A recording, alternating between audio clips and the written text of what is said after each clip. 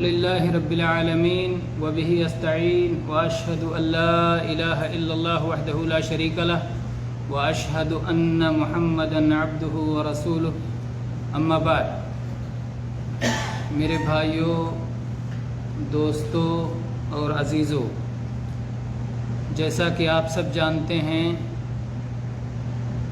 کہ ہمارے دین کی بنیاد دو باتوں پر ہے۔ ایک بنیاد یہ ہے کہ صرف اللہ کی عبادت کی جائے اور اس کے سوا اور کسی کی عبادت نہ کی جائے۔ یہ کلمے کا پہلا حصہ ہے، لا الہ الا اللہ، جسے کہتے ہیں توحید کو مضبوطی سے تھام لینا اور شرک کو چھوڑ دینا۔ اور دوسری بنیاد ہے کہ اللہ کی عبادت رسول اللہ صلی اللہ علیہ وسلم کے بتانے کے مطابق ہی کی جائے۔ اللہ کی عبادت منمانی طور سے نہ کی جائے یا اللہ کے رسول کے علاوہ کسی اور شخص کے بنائے ہوئے طریقے کے مطابق اللہ کی عبادت نہ کی جائے۔ یہ دوسری بنیاد ہے جو کلمہ کے دوسرے حصے محمد الرسول اللہ میں پایا جاتا ہے۔ لیکن بڑے افسوس کی بات یہ ہے کہ ان دونوں بنیادوں میں کچھ لوگوں کے یہاں خلل پایا جاتا ہے، اور ظاہر بات ہے کہ گمراہی تو ہونی ہی ہونی ہے، اور امت کو گمراہی میں امت کے کچھ لوگوں کو پڑھنا ہی پڑھنا ہے، کیونکہ اس کی پیشین گوئی اللہ کے نبی صلی اللہ علیہ وسلم نے فرما دی ہے۔ اور ظاہر بات ہے جس بات کی آپ پیشین گوئی فرماتے ہیں وہ بالکل ہو کے رہنے والی ہے، یقینی طور پر اسے واقع ہونا ہے۔ چنانچہ اس امت میں گمراہی پیدا ہوئی، اس امت میں فرقے پیدا ہوئے، اور یہ فرقے بہت بڑی تعداد میں پائے جاتے ہیں جو آپ کے سامنے موجود ہیں، اور دنیا کے مختلف گوشوں میں ان کا وجود پایا جاتا ہے۔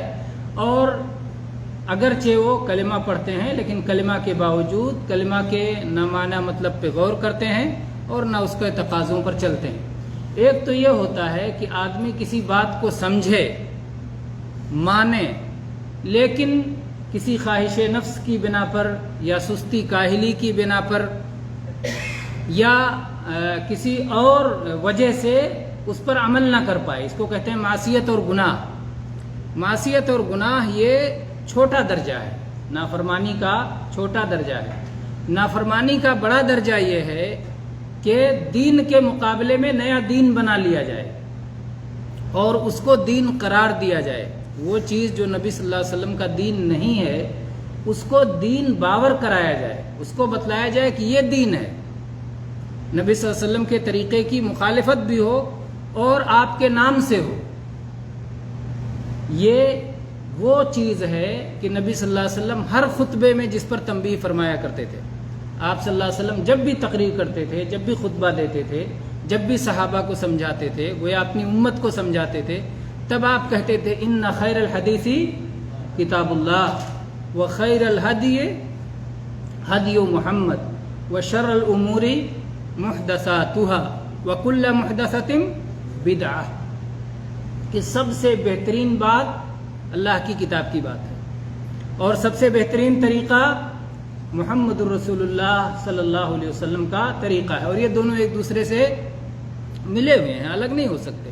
اللہ کی کتاب پر نبی صلی اللہ علیہ وسلم نے عمل کر کے دکھا دیا ہے، اللہ کی کتاب کو سمجھا دیا ہے، بتا کے گئے ہیں، تفسیر کر کے گئے ہیں، وضاحت کر کے گئے ہیں، تو دونوں ایک دوسرے سے الگ نہیں ہو سکتے۔ اللہ کی کتاب اور نبی صلی اللہ علیہ وسلم کی سنت ساتھ ساتھ۔ کوئی کہے کہ صرف سنت لے لیں گے قرآن کو چھوڑ دیں گے، یا حدیث کو لے لیں گے قرآن کو چھوڑ دیں گے، یا قرآن کو لے لیں گے حدیث کو چھوڑ دیں گے، تو ایسا ناممکن ہے، ایسا ہو ہی نہیں سکتا ہے، دونوں کو لے کر چلنا پڑے گا۔ تو اللہ کے نبی صلی اللہ علیہ وسلم فرمایا کہ یہ سب سے خیر ہے، اس میں خیر ہے۔ اس کے مقابلے میں کیا ہے؟ شر ہے۔ شر کیا ہے؟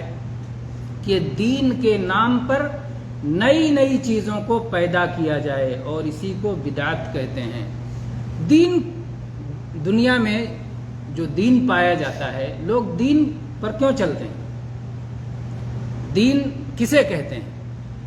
دین پر چلنا یہ ہوتا ہے کہ آدمی اس کے ذریعے سے اپنے مرنے کے بعد کی زندگی کو بہتر بنانا چاہتا ہے، اس کے ذریعے سے اپنے پیدا کرنے والے کو خوش کرنا چاہتا ہے۔ وہ اپنی زندگی کا ایک راستہ بناتا ہے کہ اس راستے میں میرے لیے دنیا میں بھی بھلائی ہے، اس دنیا میں بھی، اور جو آگے دنیا آئے گی اس میں بھی بھلائی ہے. یہی تو دین ہے. تو دین کے اندر نئی چیز ایجاد کرنا یہ سب سے شر ہے. فَإِنَّ شَرَّ الْأُمُورِ مُحْدَثَاتُهَا، سب سے بدترین چیز اس دین کے اندر وہ ہے جو دین میں ایجاد کیا جائے.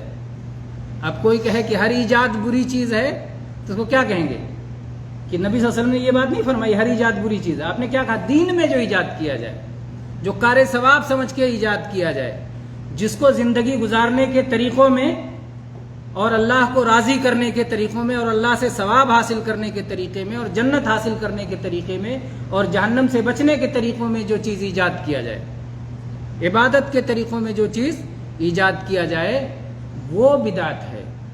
اسے نبی صلی اللہ علیہ وسلم نے بدعت قرار دیا ہے اور اسے گمراہی بتایا ہے، اسے راستے سے ہٹنا بتایا ہے. اب آپ یہ بتائیں، ایک شخص چوری کرتا ہے، چوری کو کوئی دین سمجھ کے کرتا ہے کہ چوری کروں گا تو ثواب ملے گا. ایک آدمی شراب پیتا ہے، یہ سوچ کے شراب پیتا ہے کہ شراب پیوں گا تو ثواب ملے گا، اللہ خوش ہوگا، جنت میں بلند درجہ ملے گا. کوئی آدمی اسی طرح سے سارے گناہ آپ لے لیجئے، چھوٹا گناہ بڑا گناہ، جھوٹ بولتا ہے تو یہ سوچ کے بولتا ہے کہ اس سے بڑا ثواب ملے گا. کچھ لوگ ہیں جو دین کے نام پہ جھوٹ بولتے ہیں، کہتے ہیں نماز کی جھوٹی فضیلت بتا دو، اگر کوئی نمازی بن گیا تو میرا فائدہ ہے. تو یہ دین کے لیے جھوٹ بولتے ہیں. تو یہ جھوٹ کی وجہ سے جھوٹ نہیں، بلکہ یہ دین کے نام پر جھوٹ بولنے کی وجہ سے وہ جھوٹ زیادہ برا ہے عام جھوٹ سے. اس لیے کہ نبی صلی اللہ علیہ وسلم نے فرمایا الکذب علی لیس کالکذب علی احد من الناس، میرا نام لے کر جھوٹ بولنا عام لوگوں کے نام پر جھوٹ بولنے کی طرح نہیں ہے. عام لوگوں کی طرف لگا کے کوئی جھوٹ بولا جائے گا تو وہ دین نہیں ہوگا، لیکن نبی صلی اللہ علیہ وسلم کے نام پہ جو لگا کے بولا جائے وہ دین بن جائے گا. تو دین میں جو نئی چیز ایجاد کی جائے وہ بری ہے. تو اب یہ مسئلہ اگر کلیئر ہو جائے، سنت اور بدعت کا مسئلہ انسان کے سامنے کلیئر ہو جائے، تو پھر آدمی جان جائے گا کہ یہ چیز بدعت ہے اور یہ چیز سنت ہے. آپ یہ بتائیں، کیا کوئی نیکی ایسی تھی جو نبی صلی اللہ علیہ وسلم نہیں جانتے تھے؟ یا کوئی برائی ایسی تھی جو نبی صلی اللہ علیہ وسلم نہیں جانتے تھے اور آپ جانتے تھے تو آپ نے امت کو نہیں بتایا، چھپا لیا؟ ہر وہ نیکی کا کام جو نبی صلی اللہ علیہ وسلم کے زمانے میں کرنا ممکن تھا، کوئی رکاوٹ نہیں تھی، اس کے باوجود نبی صلی اللہ علیہ وسلم نے نہ کیا، نہ صحابہ کو بتایا، نہ ان سے کروایا، وہ آج نیکی ہو سکتی ہے؟ دین مکمل ہوا تھا کہ نہیں ہوا تھا؟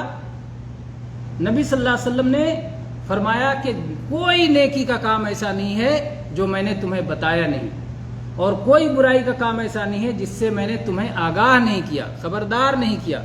اور ابو ذر رضی اللہ عنہ کی حدیث غالباً وہ ہے کہ کوئی اڑتا ہوا پرندہ فضا میں بھی نہیں ہے جس کے بارے میں نبی صلی اللہ علیہ وسلم نے ہمیں علم نہیں دیا ہے. سب چیز بتا کے گئے، یعنی وہ مسائل جو اس سے متعلق ہوں دین کے معاملے میں. یعنی ایک ایک پرندے کا نام لے کر کے جاننے کی ضرورت نہیں، ہمیں جاننے کی ضرورت ہے کہ یہ پرندہ کھانا میرے لیے حلال ہے کہ حرام ہے، اس پرندے کا شکار کرنا میرے لیے حلال ہے کہ حرام ہے. اس طرح کی چیزیں جو دین سے متعلق ہیں، ہمیں کیا کرنا چاہیے اور کیا نہیں کرنا چاہیے. تو ایسی کوئی چیز نہیں ہے جس میں شرعی حکم ہمیں جاننے کی ضرورت ہو اور اس کے تعلق سے قرآن یا حدیث میں ہمیں رہنمائی نہ کی گئی ہو، ایسا نہیں ہے. اگر یہ بنیاد ہمیں سمجھ میں آ جائے کہ اللہ تعالیٰ نے دین پوری طرح سے بتا دیا ہے، بیان کر دیا ہے تفصیل کے ساتھ، اس میں کسی طرح کی کمی نہیں رکھی ہے، رسول اللہ صلی اللہ علیہ وسلم سب کچھ بیان کر کے گئے ہیں. اور آپ نے کہا ہے کہ ترکتکم علی المحجۃ البیضاء لیلھا کنہارھا لا یزیغ عنھا الا ہالک، ہم نے تمہیں روشن اور کھلی شاہراہ پہ چھوڑا ہے. دین راستہ ہے نا جس پہ ہم چل کے زندگی گزارتے ہیں، صراط مستقیم، سیدھا راستہ. تو اللہ کے نبی صلی اللہ علیہ وسلم نے کہا یہ پگڈنڈی نہیں ہے، ادھر ادھر بھٹک جاؤ یا بھیڑ جمع ہو جائے. یہ شاہراہ ہے، بڑا راستہ، کھلا راستہ، واضح راستہ، جس میں کوئی ایچ پیچ اور الجھاؤ نہیں ہے، اور ہم نے تمہیں روشن اور اجالے راستے پہ چھوڑا ہے، جس سے وہی آدمی گمراہ ہو سکتا ہے جو ہلاکت کو خود اپنے لیے اختیار کرے۔ کبھی کبھی آدمی جو ہے اچھا بھلا سیدھا سادہ صاف ستھرا راستہ چھوڑ کے کسی اور غرض سے کیا کہتا ہے، نہیں اس راستے سے نہیں چلیں گے، ادھر سے چلیں گے، اس کا مقصد ہی برا ہوتا ہے، اس کی نیت میں کھوٹ ہوتا ہے، اس لیے وہ کھلے اور صاف ستھرے راستے پر چلنا نہیں چاہتا۔ تو نبی صلی اللہ علیہ وسلم نے فرمایا لا یزیغ عنہا الا ہالک، میں جس راستے پہ چھوڑ کے جا رہا ہوں اپنی امت کو، اس راستے سے وہی ہٹے گا جو اپنے لیے ہلاکت کو اختیار کر لے۔ اب میرے بھائی اتنی وضاحت کے بعد بعض بدعتیں تو ان کا بدعت ہونا اتنا کھلم کھلا صریح ہوتا ہے کہ کچھ کہنے کی ضرورت ہی نہیں ہوتی۔ جیسے یہ ربیع الاول کا مہینہ ہے، عربی مہینہ پہلا محرم، دوسرا مہینہ سفر، تیسرا مہینہ ربیع الاول۔ ربیع الاول کا مہینہ آتے ہی بہت ساری جگہوں پر، بہت سارے مسلمانوں کے یہاں نبی کریم صلی اللہ علیہ وسلم کی محبت جوش مارنے لگتی ہے۔ نبی صلی اللہ علیہ وسلم کی محبت کا کوئی خاص دن ہوتا ہے، کوئی خاص مہینہ ہوتا ہے کہ ایک صاحب ایمان کے لیے نبی صلی اللہ علیہ وسلم کی محبت ہر وقت ہے، ہر گھڑی ہے، ہر لمحہ ہے۔ نبی صلی اللہ علیہ وسلم کی محبت کے جوش مارنے کے لیے کوئی مخصوص وقت نہیں ہے۔ ہاں محبت گھٹتی بڑھتی ہے، کبھی بڑھ سکتی ہے کبھی گھٹ سکتی ہے، لیکن اس کے لیے کوئی وقت نہیں بتایا گیا کہ اس وقت بڑھا لو اور اس وقت گھٹا دو، یہ آپ کا اپنا عمل ہے۔ آپ نبی صلی اللہ علیہ وسلم کی سیرت پڑھنے لگیں آپ کی محبت بڑھنے لگے گی، نبی صلی اللہ علیہ وسلم کی حدیثیں پڑھنے لگیں، اس پر عمل کرنے لگیں، آپ کی محبت بڑھنے لگے گی۔ نبی صلی اللہ علیہ وسلم کو اسوہ کو اپنانے کی کوشش کریں گے، نبی صلی اللہ علیہ وسلم کے دین کو پھیلانے کی کوشش کریں گے، آپ نبی صلی اللہ علیہ وسلم کی محبت آپ کے دلوں میں بڑھنے لگے گی۔ نبی صلی اللہ علیہ وسلم کے صحابہ کی زندگیاں پڑھنے لگیں گے، نبی صلی اللہ علیہ وسلم کی محبت آپ کے دل میں بڑھنے لگے گی۔ تو نبی صلی اللہ علیہ وسلم کی محبت بڑھ سکتی ہے، گھٹ سکتی ہے، کسی کے ہاں زیادہ ہوتی ہے کسی کے ہاں کم ہوتی ہے، اس کا انکار نہیں ہے، کیونکہ محبت ایمان کا حصہ اور ایمان بھی گھٹتا بڑھتا ہے۔ لیکن نبی صلی اللہ علیہ وسلم کی محبت کو کیسے ظاہر کریں گے؟ کیا اپنے بنائے ہوئے طریقے سے کہ اللہ کے نبی نے وہ بھی سکھا دیا، صحابہ کرام نے وہ بھی کر کے بتا دیا۔ صحابہ کرام سے زیادہ نبی صلی اللہ علیہ وسلم سے محبت کرنے والا اب نہ کوئی پیدا ہوا ہے نہ ہوگا۔ بعض اعتبارات سے اللہ کے نبی صلی اللہ علیہ وسلم نے ان لوگوں کو عزت دی ہے، ہمیں عزت اور شرف دی ہے کہ اللہ کے نبی صلی اللہ علیہ وسلم نے ایک بار فرمایا وَدِدْتُ لَوْ رَأَيْتُ إِخْوَانِي، میری چاہت ہے کہ میں اپنے بھائیوں کو دیکھوں۔ صحابہ کرام نے کہا اَوَلَسْنَا إِخْوَانَكَ یا رسول اللہ، اے اللہ کے رسول ہم آپ کے بھائی نہیں ہیں؟ تو اللہ کے نبی صلی اللہ علیہ وسلم نے فرمایا بل اخوانی الذین لم یأتوا بعد، میرے بھائی وہ ہیں جو ابھی پیدا نہیں ہوئے۔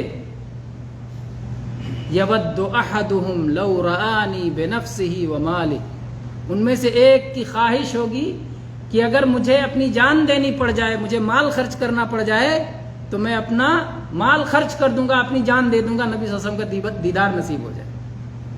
تو یہ اللہ نے عزت دی ہے، لیکن اس کا مطلب یہ نہیں ہے کہ ان کی محبت صحابہ کی محبت سے بڑی ہوئی ہے۔ صحابہ کی محبت کم نہیں تھی نبی صلی اللہ علیہ وسلم کے لیے، اور صحابہ کی قربانیاں، اور صحابہ نے کیسے اپنا وطن چھوڑا، مال چھوڑا، جائیداد چھوڑا، جو ہے شوہر نے بیوی کو چھوڑا، بیوی نے شوہر کو چھوڑا، بھائی نے بہن کو چھوڑا، اور باپ نے بیٹے کو چھوڑا، بیٹے نے باپ کو چھوڑا، سارے رشتے چھوڑ دیے، سب کچھ قربان کر دیا۔ کیسی کیسی قربانیاں۔ ایک بار جو ہے تابعین کی مجلس تھی اور ایک صحابی بیان کر رہے تھے کہ ایک تابعی اٹھے اور انہوں نے کہا کہ اگر نبی صلی اللہ علیہ وسلم کے زمانے میں ہم ہوتے تو نبی صلی اللہ علیہ وسلم کو زمین پہ چلنے نہیں دیتے، اپنے ہاتھوں پہ اٹھا کے چلنے دیتے۔ تو صحابی نے کیا کہا کہ تمہیں کیا خبر وہ کیسے حالات تھے، آج بڑا اچھا لگ رہا ہے، آج بڑا اچھا لگ رہا ہے۔ انہوں نے کہا کہ وہ غزوہ خندق کے، غزوہ احزاب کے دن تھے، مدینہ میں صحابہ کرام خندق کھود کے بند تھے، خندق کے باہر سارے عرب کا لشکر اکٹھا تھا مدینہ کو تباہ کرنے کے لیے۔ نبی صلی اللہ علیہ وسلم اپنے صحابہ کے درمیان، سخت ٹھنڈی کا موسم تھا، نبی صلی اللہ علیہ وسلم نے کہا کون ہے جو اٹھ کے جائے گا دشمن کی خبر لائے گا؟ ایک شخص بھی نہیں اٹھا، نبی صلی اللہ علیہ وسلم پہ جان دینے والے صحابہ، لیکن ایسے خطرناک ماحول میں کہ ایک شخص بھی نہیں اٹھا. آپ نے کہا کون ہے جو جائے گا اور دشمن کی خبر لے کے آئے گا؟ کوئی نہیں اٹھا.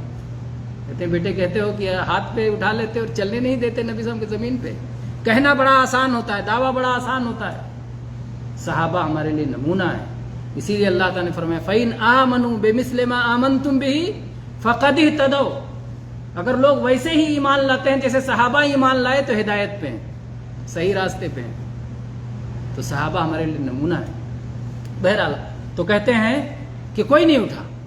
اس کے بعد اللہ کے نبی صلی اللہ علیہ وسلم نے پھر کہا کون جائے گا جو دشمن کی خبر لائے گا؟ پھر کوئی نہیں اٹھا. تیسری بار آپ نے نام لے کے ایک صحابی کا نام لیا. مجھے اس وقت نام یاد نہیں آ رہا ہے، ضرورت ہوگی تو حدیث نکال کے دکھا دیں گے اگر کسی کو چاہیے، کیونکہ لائیو بھی نشر ہو رہا ہے. بہت سارے لوگ کہیں گے آپ نے نام ذکر نہیں کیا. ہر چیز ہر وقت یاد نہیں رہتی، لیکن اس کو ڈھونڈ سکتے ہیں. غزوہ خندق کے احادیث میں مل جائے گا اور دوسری جگہوں میں مل جائے گا. بہرحال آپ نے نام لے کے کہا کہ فلاں اٹھو اور جاؤ. کہتے ہیں اس کے بعد تو کوئی چارہ نہیں تھا. ایک تو عام حکم ہوتا ہے نا، کون عمل کرے گا، تو سب کے لیے چھوٹ ہے. اور ایک آپ پر متعین کر دیا گیا، فرض کر دیا گیا، تو نبی صلی اللہ علیہ وسلم کی اطاعت فرض ہے. آپ کے حکم کی تعمیل لازم ہے. چھوڑنا گناہ ہے، حرام ہے. صحابی کہتے ہیں تو کوئی چارہ نہیں بچا. جب میرا نام لے کے کہا یا رسول اللہ حاضر ہیں، اور اس کے بعد کہہ رہے ہیں میں چلا. اتنا ٹھنڈا موسم، لیکن اللہ نے جب میں نے یہ ذمہ داری قبول کر لی تو اللہ نے ایسے کر دیا کہ جیسے میں حمام میں چل رہا ہوں. پہلے حمام بنے ہوتے تھے، گرم انتظام کیا جاتا تھا گرم پانی کا، اور حمامات خاص ہوتے تھے. تو وہ وہاں ماحول جو ہے جیسے آج اے سی لگا کر کے گرمی کو ٹھنڈا کو گرم کر لیا جاتا ہے، ویسے حمام ہوتا تھا پہلے. تو کہہ رہے ہیں جیسے میں حمام میں چل رہا ہوں، یعنی جیسے ٹھنڈی ہے ہی نہیں. موسم بالکل میرے لیے تکیف کے ذریعے سے موسم کو میرے لیے معتدل بنا دیا گیا. اور گیا میں، اور اس کے بعد دشمن کے بیچ میں جا کے بیٹھ گیا. کہہ رہے دشمن کے لوگ وہ میٹنگ کر رہے تھے. ان میں سے جو ان کا سردار تھا اس نے کہا ہر کوئی اپنے پڑوس والے کو دیکھ لے کہ کوئی دشمن کا آدمی تو نہیں ہے. میں نے اپنے پڑوس والے کو پکڑا، تو دشمن کا آدمی تو نہیں ہے؟ اس نے کہا نہیں. اور اس کے بعد پورے حالات کی خبر لے کر کے آگے نبی صلی اللہ علیہ وسلم کو اس کی اطلاع دی. تو میرا کہنا یہ ہے کہ بعد کے لوگوں کے لیے محبت کا اعلان کرنا کہ ہم ہوتا ہے تو ایسا کر لیتے، ہم ایسا کہنا بڑا آسان ہوتا ہے. لیکن جب آدمی حقیقت میں واقعہ میں ہوتا ہے تو سمجھ میں آتا ہے. جیسے بہت سارے لوگ آپ لوگوں کو کہتے ہوں گے کیا جاتے ہیں درس میں، کیا سن کے آتے ہیں، ہے نا. اور وہ خود ان کی حالت یہ ہوگی کہ درس میں سننے ہی کے لیے نہیں آ پاتے. بہت سارے لوگ ایسی باتیں لمبی کرتے ہیں کہ ہم جائیں تو شروع سے آخر تک سب یاد ہو جائے ہم کو، اور ہم آ کے پورا آپ کو بتا دیں اور سنا دیں. اور لیکن ان کی حالت یہ ہوگی کہ کبھی درس میں آنے کی توفیق نہیں ملتی ہوگی. تو بہرحال یہ توفیق ہے. کہنا یہ ہے کہ ہمارے دین کی بنیاد دو باتوں پر ہے. ایک صرف اللہ کی عبادت کی جائے اور اس کی عبادت میں کچھ بھی شرک نہ کیا جائے، اور دوسرے کی عبادت کا وہی طریقہ اختیار کیا جائے جو اللہ تعالیٰ نے اپنے رسول کے ذریعے ہم کو دیا ہے. اور کوئی عبادت کا طریقہ اگر کوئی بناتا ہے تو وہ کیا ہوگا؟ اس کا نام بدعت ہے. جو سنت سے ہٹ گیا وہ بدعت پہ ہو گیا. اسی لیے اللہ تعالیٰ نے قرآن پاک میں مختلف انداز سے بدعت کا رد کیا ہے. اور نبی صلی اللہ علیہ وسلم اپنے ہر خطبے میں بدعت کے خلاف بات کیا کرتے تھے اور بتایا کرتے تھے کہ دین کے نام پہ جو چیز ایجاد کی جائے وہ بدعت ہے، اور وہ سب سے بدتر ہے، گناہوں سے بھی بدتر ہے. بعض لوگ چوری کے خلاف، زنا کے خلاف، شراب نوشی کے خلاف، فلاں سود کے خلاف بڑی باتیں کریں گے، لیکن ان سے کہو کہ ذرا بدعت کے خلاف دو چار باتیں بول دو، نہیں بول پائیں گے. شرک کے خلاف بول دو، نہیں بول پائیں گے، کیونکہ ان کو پتہ ہی نہیں کہ اس کی اہمیت کس کی زیادہ ہے، کون سا گناہ زیادہ بڑا ہے. بدعت بڑا گناہ ہے. بدعت یہ شرک کا راستہ ہے، شرک کا دروازہ ہے. جو بدعت میں داخل ہو گیا وہ شرک میں داخل ہو جائے گا. یہ بدعت دروازہ ہے شرک کا، اور شرک جہنم میں لے جا کر کے. شرک والے کے لیے ریزرو، پھر جہنم سے اسے جنت میں کسی صورت میں نہیں آنا ہے. اللہ تعالیٰ نے توحید کو خاص کیا ہے، جنت کو خاص کیا ہے توحید والوں کے لیے. شرک والوں کا اس میں داخلہ نہیں ہوگا. تو سب سے بڑا گناہ ہے شیطان جس کو کروانا چاہتا ہے. آدم کے بیٹوں سے شیطان کون سا گناہ کروانا چاہتا ہے؟ شرک اور کفر کروانا چاہتا ہے تاکہ جہنم میں اس کے ساتھ ہی بن جائے. تو اگر شرک کفر نہیں کروا پاتا ہے تب کیا کرواتا ہے؟ بدعت کرواتا ہے، کہ یہ بدعت دھیرے دھیرے ان کو شرک اور کفر میں لے جا کے پہنچا دے گا، اور جب بدعت بھی نہیں کروا پاتا ہے تب بڑے بڑے گناہ کرواتا ہے، چوری کرواتا ہے، زنا، شراب اور دوسرے گناہوں میں مبتلا کرتا ہے، یہ تیسرے نمبر پہ ہے۔ تو اس سے شیطان بہت زیادہ خوش ہوتا ہے بدعت سے، کہ ہم نے ان کو شرک کے دروازے پہ ڈال دیا۔ نوح علیہ السلام کے زمانے میں کیا ہوا؟ ڈائریکٹ وہ لوگ شرک میں مبتلا ہوئے۔ آدم علیہ السلام سے نوح علیہ السلام کے درمیان میں کتنی صدیاں ہیں؟ 10 قرون، 10 صدیاں، اور ان 10 صدیوں میں لوگ توحید پہ قائم تھے، آدم علیہ السلام کے دین پہ قائم تھے۔ شیطان نے سب سے پہلے ان سے بدعت کروایا، ان سے کہا ایسا کرو کہ تم لوگ گنہگار لوگ ہو، اور یہ جو نیک لوگ ہیں جہاں ان کی مجلسیں ہیں وہاں ان کی مورتی بناؤ۔ تو پہلے اس نے ڈائریکٹ شرک میں نہیں ڈالا، پہلے کیا کیا؟ بدعت کیا دین کے نام پہ۔ اچھا لگتا ہے نا، یہ نیک آدمی تھے، بزرگ آدمی تھے، بڑے آدمی تھے، اللہ کا نام لیتے تھے، ان کو دیکھیں گے تو اللہ کی یاد آئے گی، یہ اللہ کے ولی ہیں، یہ پہنچے ہوئے لوگ ہیں، پارسا لوگ ہیں۔ اس کے بعد ان کی مورتی بنائی گئی اور ان کو دیکھ کر کے اللہ کو یاد کیا جاتا تھا، ان کو دیکھ کر کے نہیں، ان کی مورتیوں کو دیکھ کر کے۔ تو شیطان نے سب سے پہلے بدعت کروایا، پھر اس سے بڑی بدعت، پہلے چھوٹی بدعت کرواتا ہے، پھر بڑی بدعت، پھر کفر میں لے جاتا ہے۔ اسی لیے شیطان دھیرے دھیرے لے کے جاتا ہے، ایک بیگ نہیں لے کے جاتا ہے۔ ایک بیگ کون قبول کرے گا؟ نہ ایک بیگ نیکی قبول کی جاتی ہے، نہ ایک بیگ گناہ قبول کی جاتی ہے۔ نفس ایسے ہے کہ دھیرے دھیرے پھسلتا ہے، بلندیوں پہ بھی چڑھنا ہو تو دھیرے دھیرے آدمی چڑھتا ہے، اور پستی پہ بھی گرنا ہو تو ڈائریکٹ کھڈے میں نہیں گرتا، دھیرے دھیرے گرتا ہے، دونوں طرف دھیرے دھیرے، رفتہ رفتہ ہے، تدریجی عمل ہے۔ تو بہرحال کہنا یہ ہے کہ بدعت یہ شرک کا راستہ ہے۔ اگر انسان بدعت کو سمجھ لے اور سنت کو سمجھ لے، توحید کو سمجھ لے اور شرک کو سمجھ لے، تو دین کی بنیادوں کو سمجھ گیا۔ تو میرے خیال سے اب اتنی باتیں کہنے کے بعد آپ کو بہت واضح طور پہ سمجھ میں آ گیا ہوگا کہ ربیع الاول کے مہینے میں بہت سارے مسلمان جو رسول اللہ صلی اللہ علیہ وسلم کی محبت کے نام پر آپ کی پیدائش کا دن، جس پیدائش کے دن میں ان کو دن کے بارے میں ان کو یقینی طور پر بھی معلوم نہیں ہے، یقینی طور پر معلوم ہے کہ اللہ کے نبی 12 ربیع الاول کو پیدا ہوئے نہیں، مورخین کا اس میں کوئی اتفاق نہیں ہے۔ کوئی کہہ رہا ہے رمضان میں پیدا ہوا، کوئی کہہ رہا ہے ربیع الاول میں پیدا ہوا، پھر ربیع الاول کی کون سی تاریخ کو پیدا ہوا، اس میں اتنے سارے اختلافات ہیں۔ اس لیے کہ جب کوئی پیدا ہوتا ہے تو نہیں پتا ہوتا کتنا بڑا انسان ہوگا، اس لیے اس وقت اس کی تاریخ پیدائش کا اہتمام نہیں کیا جاتا۔ آج رجسٹر بن گیا ہے نا، آج کمپیوٹر ہو گیا ہے کہ اسپتالی میں درج کر دیا جاتا ہے، پہلے یہی صورت تھی۔ پہلے پیدا ہو گئے، کب پیدا ہوئے بس اتنا یاد رہتا تھا، وہ ٹھنڈی کا موسم تھا، وہ گرمی کا موسم تھا، وہ ایسا تھا اور ویسا تھا، لیکن پرفیکٹ تاریخ، پرفیکٹ ہو سکتا ہے دن بھی یاد رہے کہ سنیچر کا دن تھا، جمعرات کا دن تھا، لیکن کون سا مہینہ تھا، کون سی تاریخ تھی۔ اور ایسے ماحول میں جہاں کی لکھے پڑھے لوگ نہ ہوں، عرب کے لوگ لکھنا پڑھنا کتنا جانتے تھے، ان کو کیا کہا جاتا تھا؟ امی، ان پڑھ لوگ۔ اللہ تعالیٰ نے فرمایا قرآن پاک میں وَلَقَدْ بَعَثْنَا فِي الْأُمِّيِّينَ رَسُولًا مِّنْهُمْ، ہم نے ان پڑھ لوگوں میں انہی میں سے ایک رسول بنا کے بھیجا۔ تو ان پڑھ قوم تھی، کہاں سے لکھتے کہ فلاں تاریخ کو پیدائش ہوئی ہے؟ تو ایسی تاریخ پیدائش مناتے ہیں جس کو کے بارے میں یقین سے نہیں کہہ سکتے کہ یہی تاریخ پیدائش ہے، اور جو یقین کے ساتھ تاریخ پیدائش معلوم ہے اور اس تاریخ پیدائش پہ نبی صلی اللہ علیہ وسلم کا جو یقین کے ساتھ عمل معلوم ہے، اس پہ عمل نہیں کرتے۔ حیرت کی بات ہے نا، یقین کے ساتھ معلوم ہے کہ اللہ کے نبی سوموار کو پیدا ہوئے، یہ یقین کے ساتھ معلوم ہے نا، اور یہ بھی یقین کے ساتھ معلوم ہے کہ نبی صلی اللہ علیہ وسلم ہفتے میں ہر سوموار کو کوشش کرتے تھے کہ صوم رکھیں، روزہ رکھیں اللہ کے لیے۔ دو باتیں یقینی طور پر معلوم ہیں لیکن ان پر عمل نہیں ہوتا، اور ایک بار جو غیر یقینی طور پر ہے کہ 12 ربیع الاول کو، پتہ نہیں 12 کو پیدا ہوئے کہ 9 ربیع الاول کو پیدا ہوئے کہ رمضان کے مہینے میں پیدا ہوئے، کون سے مہینے میں پیدا ہوئے، کون سے دن میں پیدا ہوئے، یقینی طور پر معلوم نہیں ہے، لیکن اس کے لیے اتنا سارا اہتمام۔ شیطان مزین کرتا ہے نا اس اعمال کو، خوشنما بنا دیتا ہے۔ کتنے لوگ میلاد منانے کے بعد خوش رہتے ہیں کہ ہم نے اتنا بڑا کارنامہ انجام دے دیا، جیسے کہ اب ہم نے اپنے نام پر جنت کو لکھ لیا ہے۔ جنت وہابی تجھ کو کیا، جنت تو ہماری ہے۔ کیا تصور ہے دین کے بارے میں، کیا سمجھ رکھا ہے، دین کو کتنا آسان سمجھ رکھا ہے، اللہ کی جنت کو کتنا سہل سمجھ رکھا ہے، کتنا سستا سمجھ رکھا ہے.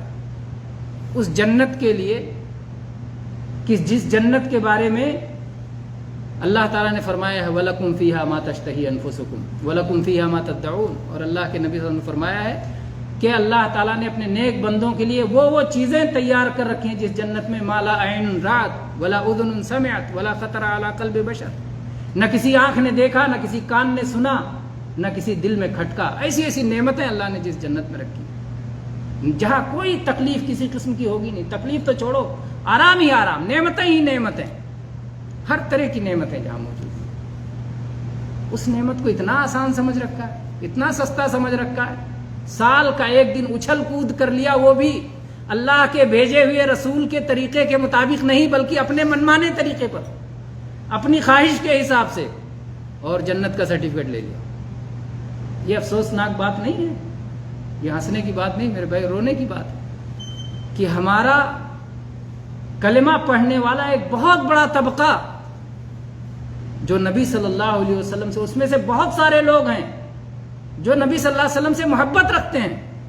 میرا ایمان ہے کہ وہ لوگ نبی صلی اللہ علیہ وسلم سے محبت رکھتے ہیں، لیکن کیسے محبت کی جائے نہیں جانتے. ان کو صحیح طور پہ بتایا نہیں گیا، جبکہ اللہ تعالیٰ نے قرآن پاک میں اس مسئلے کو واضح کر دیا ہے کہ محبت کرنا چاہتے ہو تو کیسے کرو. واضح ہے نا. اللہ تعالیٰ نے کیا فرمایا؟ قل ان کنتم تحبون اللہ فاتبعونی یحببکم اللہ. اگر تم اللہ سے محبت کرنا چاہتے ہو تو محمد الرسول اللہ صلی اللہ علیہ وسلم کے پیچھے پیچھے چلو، آپ کو فالو کرو، آپ کی پیروی کرو، آپ کی اتباع کرو، اللہ تم سے محبت کرے گا. محمد صلی اللہ علیہ وسلم کی محبت کیوں ہے؟ کیونکہ آپ اللہ کے رسول ہیں، تبھی تو محبت ہے. تو اصل محبت تو اللہ سے ہے، اپنے پیدا کرنے والے سے، اپنے منعم سے، اپنے محسن سے، اپنے خالق سے، اپنے معبود سے. اصل محبت تو اللہ کی ہے. باقی ساری محبتیں اس لیے کہ ان کو اللہ سے نسبت حاصل ہے. اللہ کے رسول سے محبت کیونکہ آپ اللہ کے رسول ہیں. قرآن سے محبت اللہ کا کلام ہے. کعبہ سے محبت اللہ کا گھر ہے. ایمان والوں سے محبت اللہ پہ ایمان لائیں، اور اللہ کی ساری مخلوق سے محبت کہ اللہ کی مخلوق ہے، سب سے محبت. باقی ساری محبتیں تابع ہیں اللہ کی محبت کی. تو رسول اللہ صلی اللہ علیہ وسلم سے محبت کرنا ہے تو صحیح طریقہ کیا ہے؟ رسول اللہ صلی اللہ علیہ وسلم کا اتباع کیا جائے، آپ کی پیروی کی جائے، آپ کو فالو کیا جائے، آپ کی سنتوں کو اپنایا جائے اور بدعتوں کو چھوڑا جائے. میلاد کو چھوڑ دینا یہ نبی صلی اللہ علیہ وسلم کی محبت ہے. 12 ربیع الاول کو ویسے ہی منانا جیسے رسول اللہ صلی اللہ علیہ وسلم منایا کرتے تھے، جیسے صحابہ کرام منایا کرتے تھے، جیسے ابو بکر صدیق رضی اللہ عنہ منایا کرتے تھے. کیسے مناتے تھے 12 ربیع الاول؟ آتا تھا چلا جاتا تھا. جیسے 11 ربیع الاول تھا ویسے 12 ربیع الاول تھا، ویسے 13 ربیع الاول تھا، ویسے 14 ربیع الاول تھا، ویسے 15 ربیع الاول. کوئی فرق نہیں تھا. ابو بکر صدیق رضی اللہ عنہ کے زمانے میں ربیع الاول تھا کہ نہیں تھا؟ عمر فاروق رضی اللہ عنہ کے زمانے میں ربیع الاول تھا کہ نہیں تھا؟ عمر فاروق رضی اللہ عنہ، عثمان غنی رضی اللہ عنہ، علی رضی اللہ عنہ، ابو ہریرہ رضی اللہ عنہ، خالد بن ولید رضی اللہ عنہ، عبد الرحمن بن، صحابہ کرام کے نام جتنے یاد ہوں آپ گن لیجیے. سب کے زمانے میں، خود نبی صلی اللہ علیہ وسلم کے زمانے میں بھی تو یہ مہینہ آتا تھا ربیع الاول کا، اور 12 ربیع الاول کی تاریخ بھی آتی تھی. اگر یہ نیکی کا کام ہوتا، اگر یہ ثواب کا کام ہوتا، اگر اس سے اللہ تعالیٰ راضی ہوتا تو نبی صلی اللہ علیہ وسلم نہیں کرتے. بعض لوگ ڈھونڈ کے لاتے ہیں کہیں سے اور اس کے بعد کہتے ہیں دیکھو 12 ربیع الاول کی تاریخ تھی اور نبی صلی اللہ علیہ وسلم کی آمد تھی، مدینہ میں آپ پہنچ رہے تھے ہجرت کر کے، اور مدینہ میں خوشی سے صحابہ کے بچے اور بچیاں گیت گا رہے تھے اور کہہ رہے تھے مرحبا یا رسول اللہ، مرحبا یا رسول اللہ. واہ کیا دلیل بنائی ہے. سوچنے کی بات ہے. نبی صلی اللہ علیہ وسلم ہجرت کر کے تشریف لا رہے ہیں، مہمان آ رہے ہیں. اللہ کے نبی صلی اللہ علیہ وسلم کے لیے اگر یہ گیت گایا جا رہا ہے اور آپ کا استقبال کیا جا رہا ہے، اگلے سال بھی ہوا نہیں ہوا نا؟ اس کے بعد والے سال ہوا نہیں ہوا نا؟ نبی صلی اللہ علیہ وسلم کی موجودگی میں نہیں ہوا. نہ صحابہ نے کیا، نہ نبی صلی اللہ علیہ وسلم نے اس کی اجازت دی، نہ نبی صلی اللہ علیہ وسلم نے اس کی حوصلہ افزائی کی. آج لوگوں کو ماشاءاللہ کیک کاٹ رہے ہیں نبی صلی اللہ علیہ وسلم کی محبت میں، اور بڑے بڑے اجتماعات کر رہے ہیں اور یہ سمجھ رہے ہیں کہ یہی پورا دین ہے. اللہ ہمیں اور ان سب کو ہدایت عطا فرمائے. مسئلہ بہت واضح ہے سمجھنے والوں کے لیے. جو اس میں شامل نہ ہو وہ تو شیطان جو ہے نا وہ مالش ہے، یہ سب وہی شیطان کو اللہ ہدایت دے. شیطان ان کے عمل سے خوش ہو رہا ہوگا جو یہ سمجھتے ہیں کہ رسول اللہ صلی اللہ علیہ وسلم کے طریقے کو چھوڑنے میں کامیابی ہے. شیطان ان سے خوش ہوگا.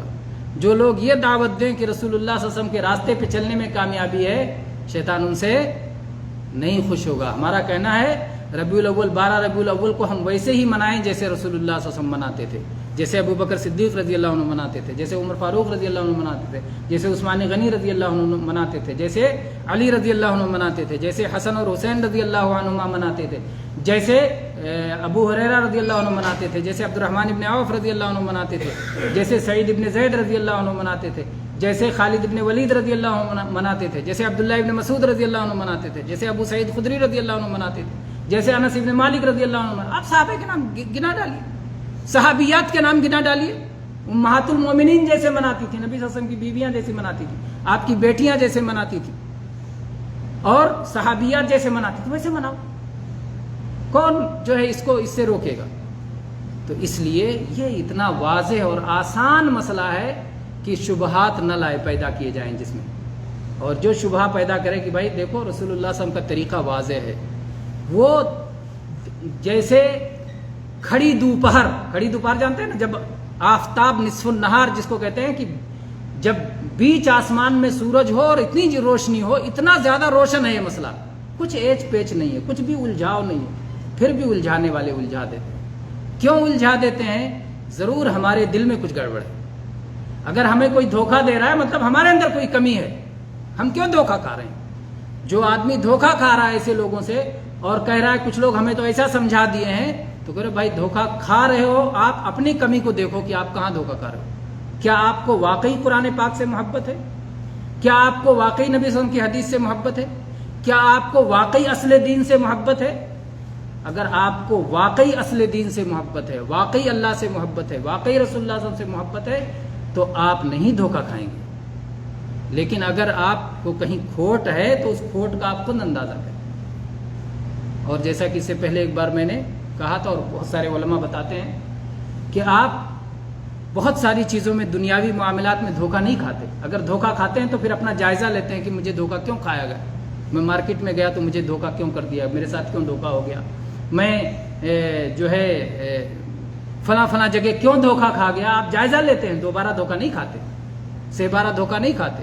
اور اگر دوبارہ سہ دھوکہ کھاتے ہیں تو کیا کہا جاتا ہے کہ یہ آدمی احمق ہے، غبی ہے، نادان ہے، ناسمجھ ہے.